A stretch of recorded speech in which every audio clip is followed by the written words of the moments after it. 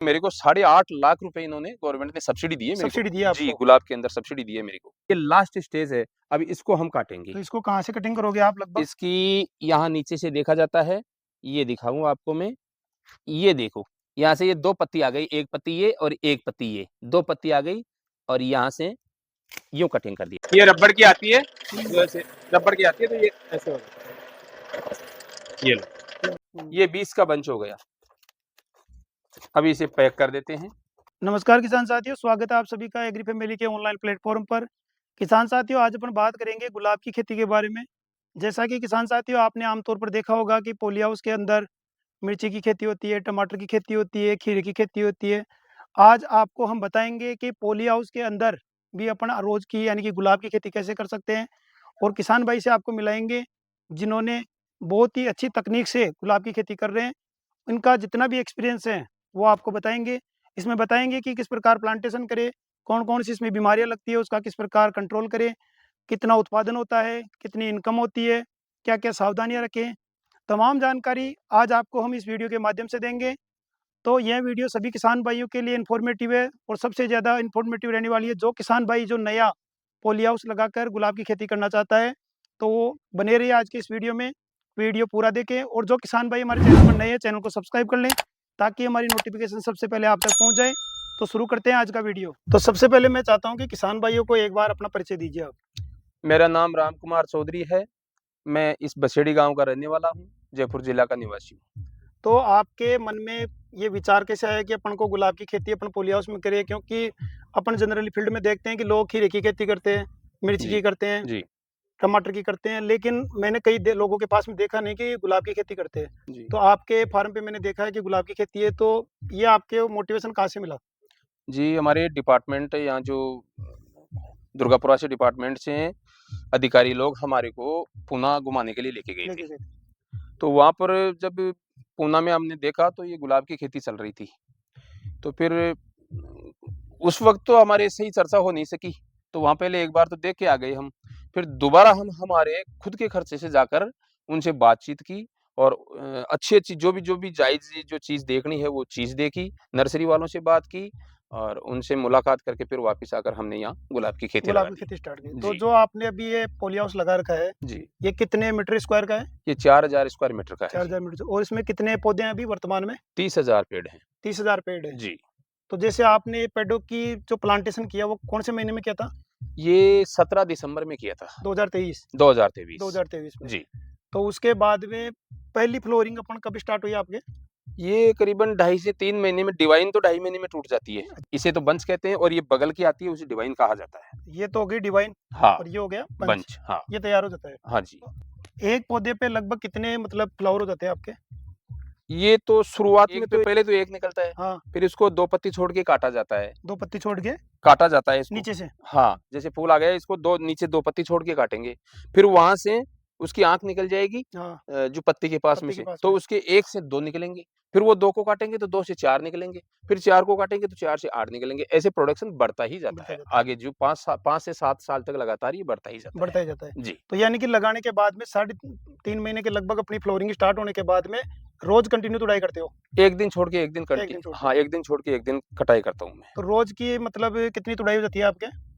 मैं 200 बंच के लगभग लेके चला जाता हूँ, 200 से 250, 180 से 250 बंच करीबन, लेकिन रोज़ का हिसाब देखें तो 100 से सवा 100 बंच मेरे रोज पर के? डे के निकल जाते हैं। तो एक बंच में कितने फ्लावर होते हैं? 20 फ्लोर होते हैं। 20 फ्लावर। जी। और अपन जैसे मार्केट की बात करें तो आप कौन सी जगह बेचते हो इनको?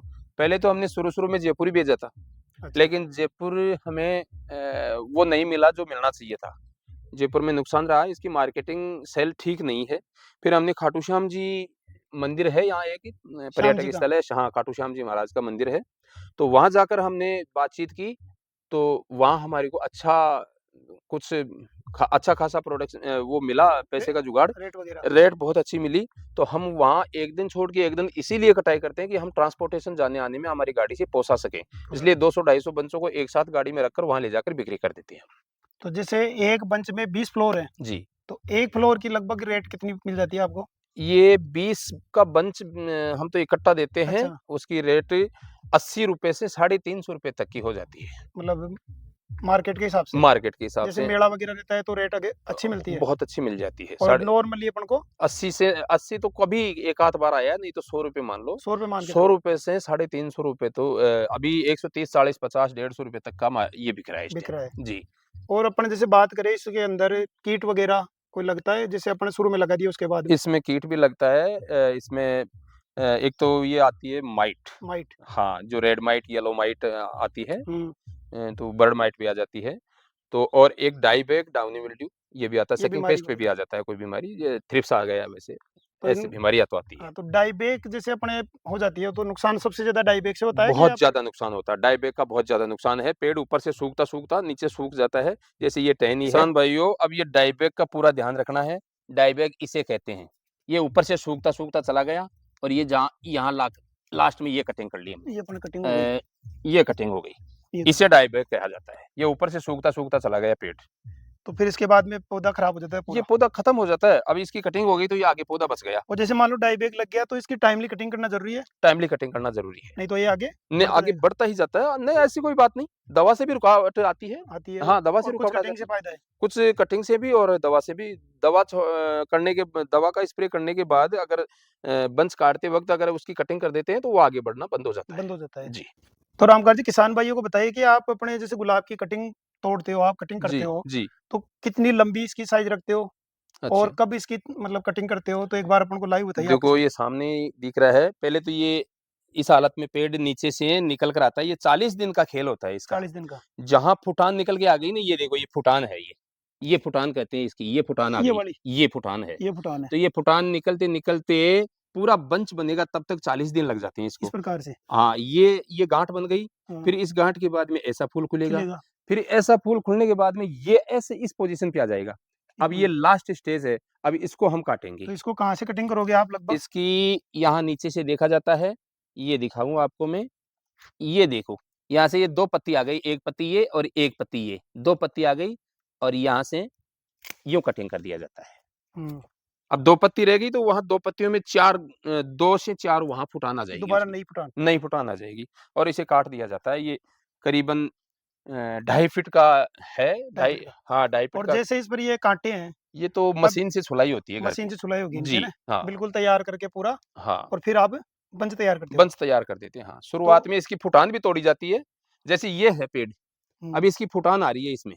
हुँ, लेबर का इश्यू ज़्यादा इसीलिए रहता है कि ये देखो, अभी इसमें यहाँ फुटान आ रही है तो इसको तोड़ा जाता है। ऐसी फुटान तोड़ते हैं तो ये एक रहता है ना, तो ऐसा फूल बन जाता है मोटा। क्वालिटी क्वालिटी अच्छी अच्छी बन रहती जाती है। है। और अगर इसमें 2-3 रख लेते हैं ना, जैसे इसमें आ गए और ये 2-3 रख लिया, इसमें तो 2-3 आ गए देखो, हाँ, ये 3 आ गए। 3 आ तो गए। इसमें रख लिया ना, तो ये जो गुलाब है ना, ये छोटा साग बन जाएगा, मोटा नहीं बनेगा। छोटे-छोटे हो जाएँगे, छोटे-छोटे हो तो जाएँगे। रेट अच्छी नहीं मिलेगी फिर। रेट अच्छी नहीं मिलती है फिर।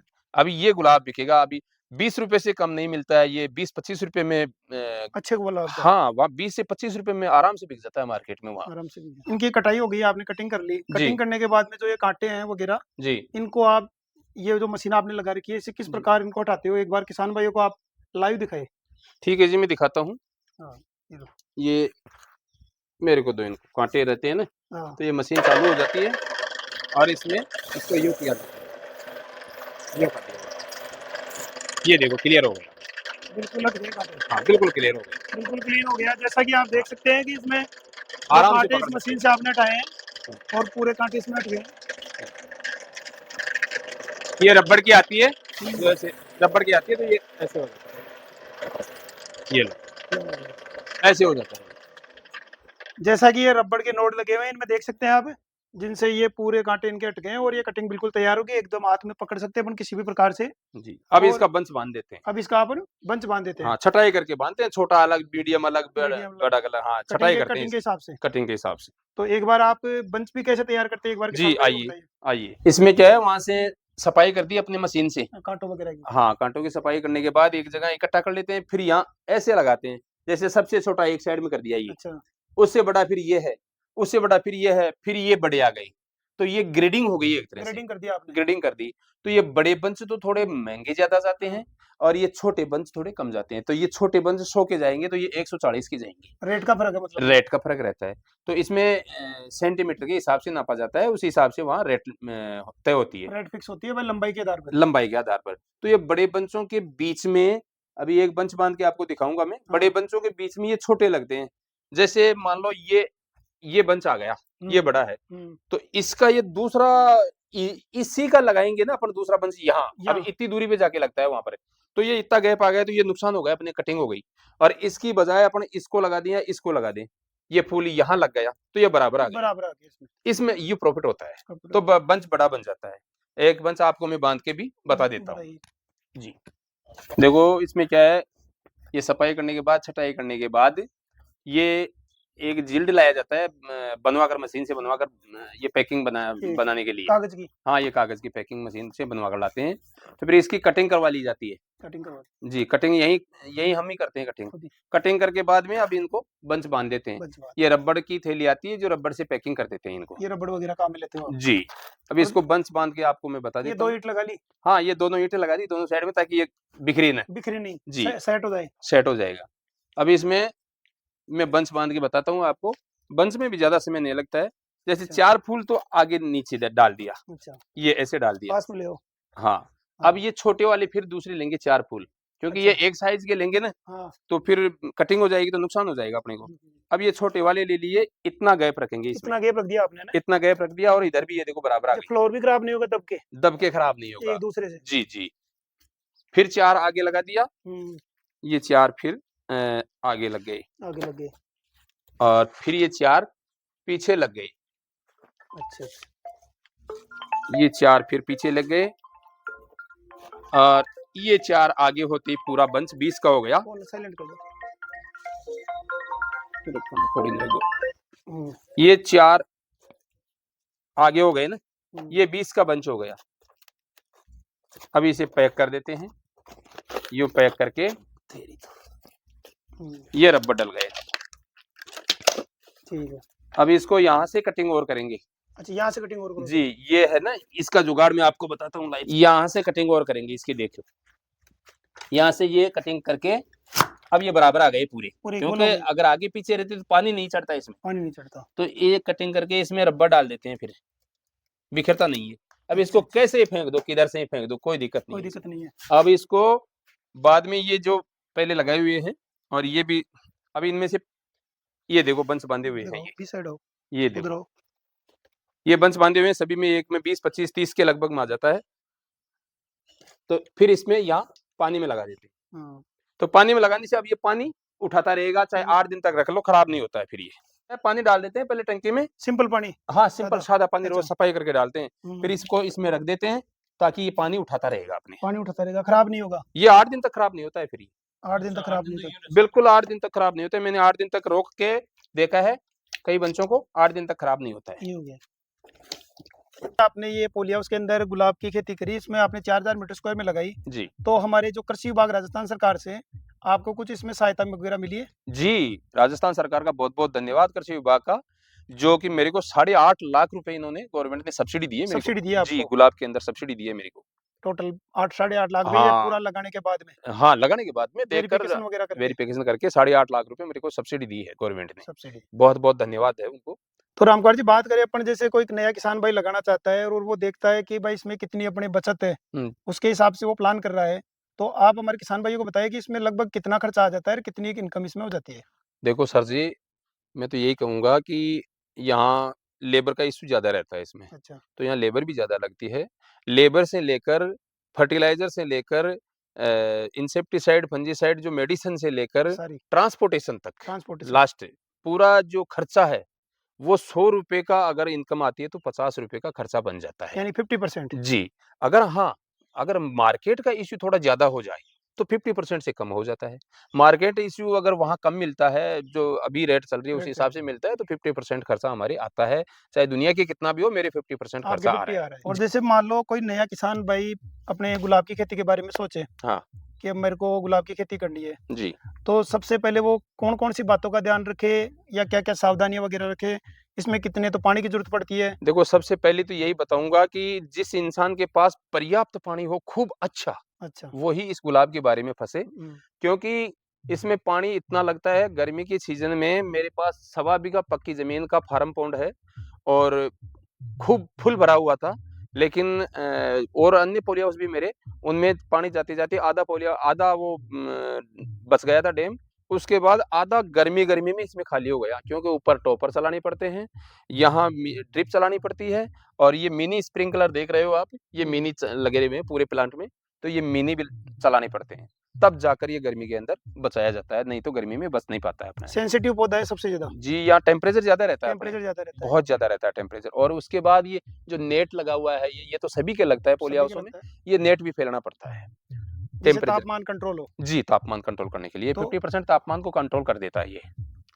तो आपने जो ये वैरायटी लगा रखी है कौन-सी है? ये टॉप सीक्रेट वैरायटी है टॉप रेडमी। सीक्रेट वैरायटी है। जी, जैसा कि किसान साथियों रामकुमार जी द्वारा बताया गया है कि किस प्रकार ये प्लांटेशन करते हैं, किस प्रकार कटिंग करते हैं, क्या मार्केटिंग कैसे करते हैं, किस प्रकार जो प्रोसेसिंग करते हैं, सारी जानकारी आपको इस वीडियो में दी गई है।